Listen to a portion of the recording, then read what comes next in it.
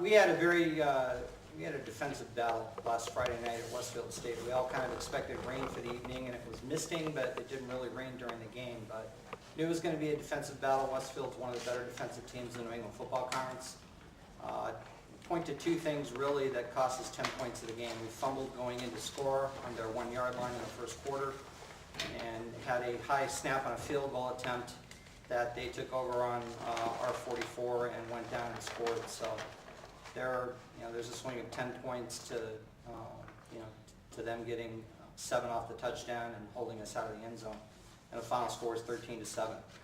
But again, the one thing that we're seeing with our squad this year is our younger kids are stepping up. Matt Spinazzola, our freshman quarterback from Melbourne, Florida, threw another touchdown pass to Jonathan Eamon, who's from Marshfield High School and Green Harbor, their third touchdown hookup in the last 2 weeks.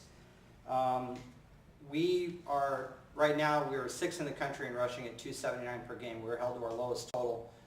And give Westfield credit, they just played unbelievable defense all year. They held us to 95 total rushing yards. But Doug Dyke, a junior out of Plainville, and Deontay Fielder, who's a freshman out of Haines City, Florida, they combined for 143 rushing yards and continue to give us great production with the loss of Nathan Scher for the season. Defensively, again, Ryan Howley, who's a senior linebacker out of New Fairfield, Connecticut, had 3 more tackles for losses. He leads the New England Football Conference. He has 13 tackles for losses this year of 51 yards. And Ryan he also returns punts for us, so he's a very versatile player. And one of our defensive backs, a junior out of Uxbridge and Holy Name High School, Andy Herco, had 2 interceptions in the game against Westfield. Andy has 4 for the year. That ranks him 4th in the New England Football Conference. A distance 4th to Scott Driscoll's 9. But nonetheless, Andy's having a great year for us. So that brings us to the Admirals Cup. It's our 2nd trophy game of the year. It's the 37th Admirals Cup meeting between Maine and Massachusetts. Admirals Cup has resided in Castine for the last 5 years. So we're trying to turn that around. The kickoff is at noon. If you're coming to the game, I suggest 2 things. Dress very warmly and dress for sideways rain for what I am seeing in the long-range forecast. And be prepared to probably leave at 2 o'clock because Tyler Angel, their quarterback, has thrown the ball 18 times this year. They lead the country with 378 rushing yards per game.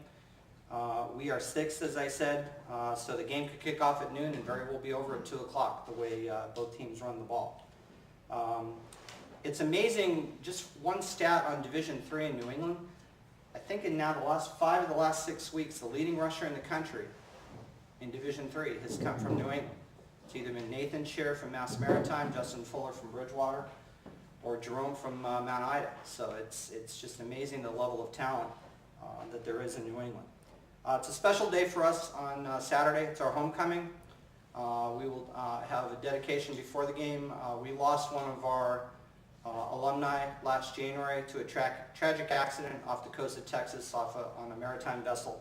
Chris Erickson was our captain in 2006. We have a dedication to him before the game. It'll also be the last time on my game notes or anything else that you see this particular Buccaneer. We are unveiling a new athletic identity on Saturday at halftime. So next week I'll be able to show you what our new Buccaneer looks like. So a lot of exciting things going on. Congratulations to the helmet winners. Tim, congratulations to you. One thing in coming to this for a long, long time, you've always made us feel very welcome here. And you remind me a lot of Jack Bicknell when we used to have these gatherings at Boston College. Jack knew everybody in the room, and Jack always knew how you did coming into the room, and you're a lot like that, so congratulations. So good luck to everybody, and we'll see you next week.